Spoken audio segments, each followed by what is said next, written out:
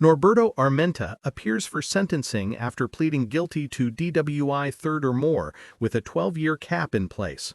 The judge reviews his extensive criminal history, intoxication levels, and pre-sentence report. The defense highlights Armenta's efforts toward sobriety and his decision to call 911 on himself. After hearing his emotional statement and considering all mitigation, the judge sentences him to 8 years in the Texas Department of Corrections. Good morning, you're Norberto, and this is cause number 25 DCCR 0168. Mr. Armenta was previously in court, entered a plea of guilty to driving while intoxicated third or more, in addition to pleading true to offenses, making this a second-degree felony offense for punishment purposes. And there was an agreement of a cap of 12 years and to dismiss the evading as part of that plea agreement. I've received the pre-sentence report as well as a whole packet that the defense provided that has certificates and different things that I have reviewed.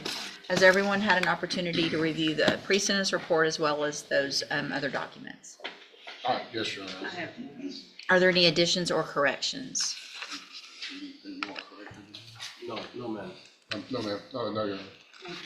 All right, Mr. Kimler, you may proceed. Well, Your Honor, we start as usual with the criminal history, which is rather extensive with Mr. Armenta. I will say I've spoken to him at the jail extensively and reviewed the case, and this is really an unusual fact situation in that he's the one that called 911 on himself in the vehicle because he was having what I thought, and I'll let him explain it to you what the reasons that he did call and concerns. And as a result of that, received the DWI.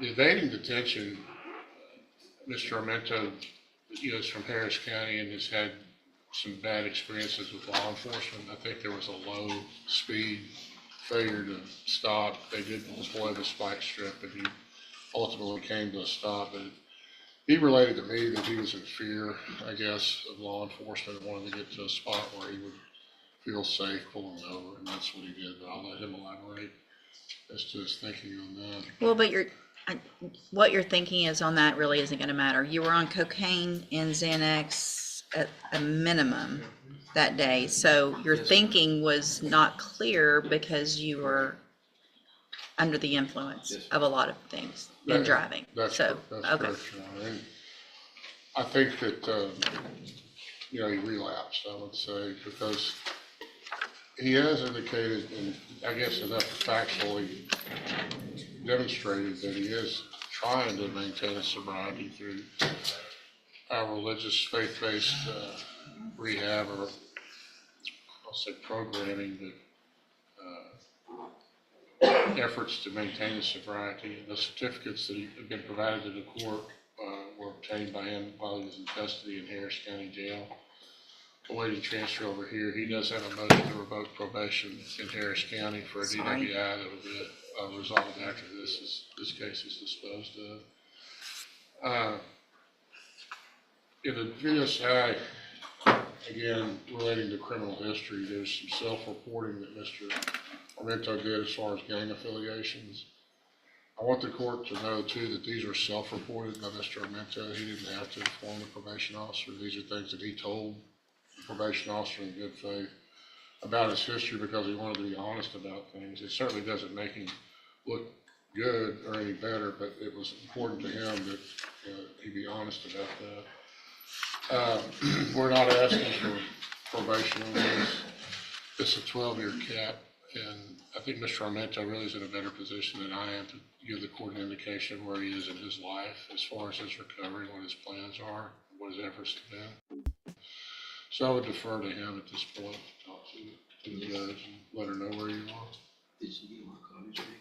Yes, and he also, yes, there's some paperwork. He was in San Jacinto College, I think. Right. Yes, ma'am. Good morning. My whole life, I've been a criminal all my whole life. 2015, I began to change my life. I gave myself to God, and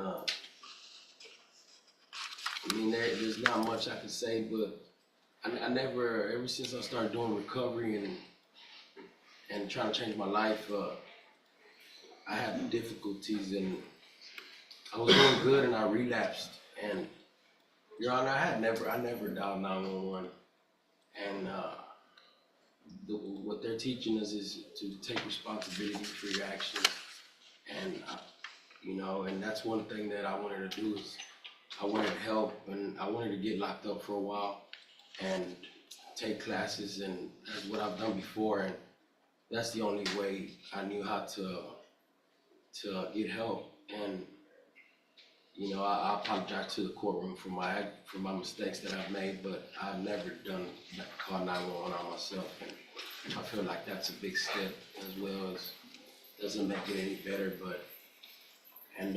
I wasn't asking for probation, 2 years, 3 years, 4 years. I asked for 5 because I felt like, I don't know if that was a good punishment for me, but I felt like I needed to get away for a while from wrong that I did, for my mistakes, and I'll take full responsibility for my actions. And I'm sorry for what I caused.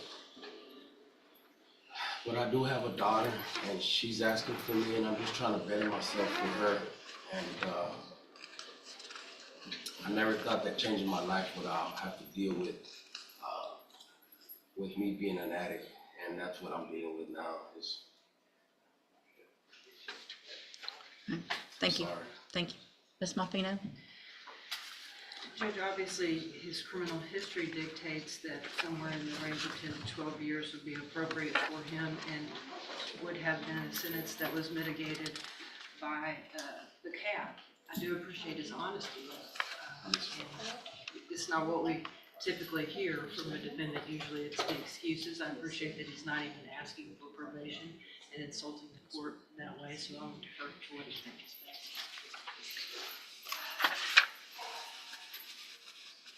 So, Mr. Armenta, I make notes and go through the pre-sentence reports. Obviously, before court, I use a highlighter to highlight convictions and things, and usually the prettier it looks, the worse it is. With highlighting, yours does not look good. Your criminal history, like you said, is ridiculous. I appreciate what you're trying to do now. Obviously, it's a little late or a lot late, but it's Ms. Malfino's right. People don't take responsibility. I had a note on here for pretty much what she said, that 10 to 12 was probably the right thing to do. I think I'm inclined to give something for what you are trying to do, but 5 years is not going to be it. So I'm going to find that you entered your plea of guilty freely and voluntarily. Find sufficient evidence to find you guilty. And at this time, find you guilty of driving while intoxicated, third or more. Find those prior offense true. Sentence you to a term of 8 years in the institutional division of the Texas Department of Corrections. You will receive credit on that sentence for any time that you've been in custody that the law gives you the right to receive. I'm going to hand you the trial court certification that shows this was an agreement that I followed, and so you've waived your right to appeal. I'm also handing you a written admonishment regarding your ineligibility to possess a firearm or ammunition. Because of the judgment entered against you, you're ineligible under Texas law to possess a firearm or ammunition. Possession of a firearm or ammunition could lead to charges against you. Firearm is a legal term, and you should read the written admonishment I provide you to see what devices qualify as a firearm.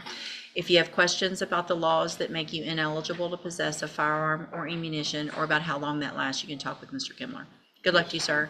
Hopefully you'll continue doing what you have been. This case may be over, but the judge's eye never closes. Subscribe for more real courtroom moments, because justice is always watching.